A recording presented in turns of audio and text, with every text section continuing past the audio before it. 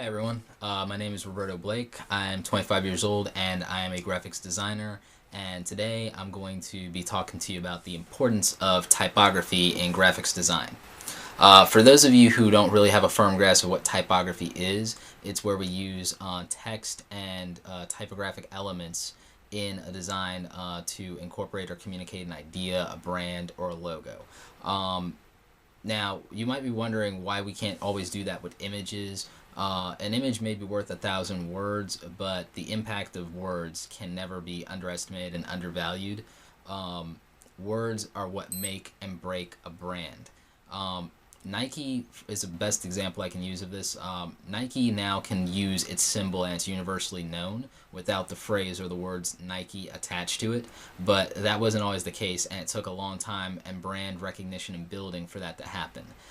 So the reason that we utilize typography in design is that images are open into a great deal of interpretation, whereas words are more specific and defined and help us communicate better. So you can't always rely on your Photoshop skills with an image to get your point across. Not to mention what you can accomplish just with the words and type if you're a really good and talented designer is amazing. It really is.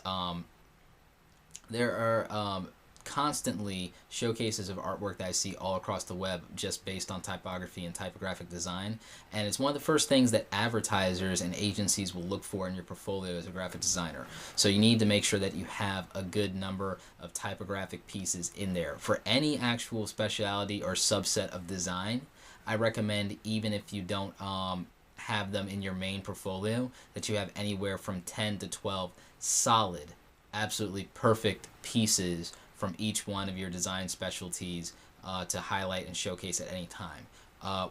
Working with typography, you really gonna want to master Adobe Illustrator and Adobe InDesign, or at least some equivalent of them. Those are some free softwares out there that are equivalent, like Inkscape and Scribd are the two for Illustrator and InDesign, as far as I remember. I'll probably post a link to them on my site so that you can download those for free. Because that freeware is actually, it's pretty good. It stands up pretty good against that, and sometimes you just can't afford the good stuff. I had to save up quite a bit to be able to do that, so just keep that in mind. With typography, you're going to be focusing on a few concepts like kerning, trapping, and leading. And if you don't know those terms, I'm not going to sit here and I'm going to find a whole bunch of terms for you on YouTube. Actually, go ahead and look them up, Google them, type them into Yahoo, do whatever. But learn the background and the fundamentals of typography. It's very important. It's underestimated in design. It's undervalued. And it's one of the things that will be the difference between making you a good and great designer. And whenever you have a project or a design, actually try using a typographic approach to it first. Part of the reason I say that is you'll be surprised how far you get just off of using words and type and letters in a design right off the bat.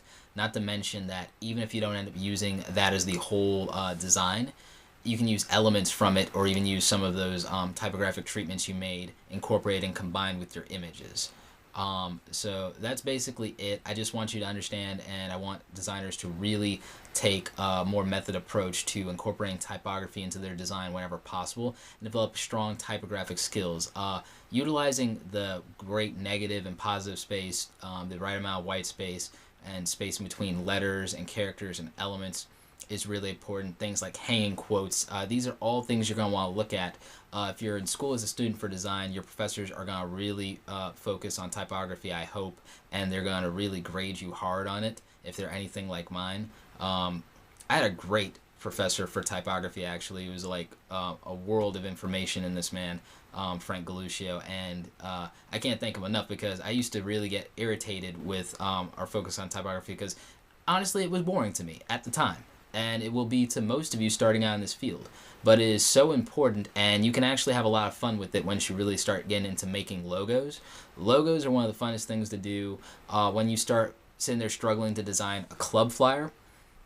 All those classes in typography and digital print are going to like come back to you and be like, oh, thank God I know this. Because if you look at club flyers, if you go online and you look at the best club flyers, especially ones on iStock Photo, A lot of them have a very strong and heavy focus on typography and a very interesting and unique style. If you look at movie posters, once you see the names for the actors and the titles of the movies, you'll recognize what I'm talking about. Even in the movie Zombieland was using kinetic typography, which is where we have it's part of motion graphics. It's where we basically have kinetic, meaning moving or in motion, and then typography always being the typographic elements, typed graphics, blah blah blah, breaking down the word. Um, when they were bringing up the rules, that was the funniest thing ever to me when they were bringing up the moves, and I was like, wow, it's like, you see, there's typography again, right there. And the intro to Fringe was actually using some really interesting kinetic type. So I mean, it's just things like that. And those are just some high profile examples of typography out there in use in the world. The credits for movies, the titles for shows, things like that. So if you think typography is boring, it's actually really interesting. It's really in depth. It's a field all by itself, and there's obviously money in it if you think about it. And the guy who did the kinetic type, or the woman who did kinetic type for Zombieland, I'm actually gonna have to find their name later. You can bet that they're gonna be probably back for the sequel, and then two, you can definitely bet that somebody somewhere is gonna give them a job. So again, don't skimp on typography. Pick it up, learn it, love it, live with it, and just build up that skill, and make sure that you have at least 10 to 12 good solid pieces of typography that you can throw into one of your portfolios at any time. That's it on this piece. Probably gonna hit you up with some more later, and I think I'll put together some kind of slideshow of some of the best typographic artwork that I've seen on the web, or even a couple of my own pieces. All right, and I guess that's it.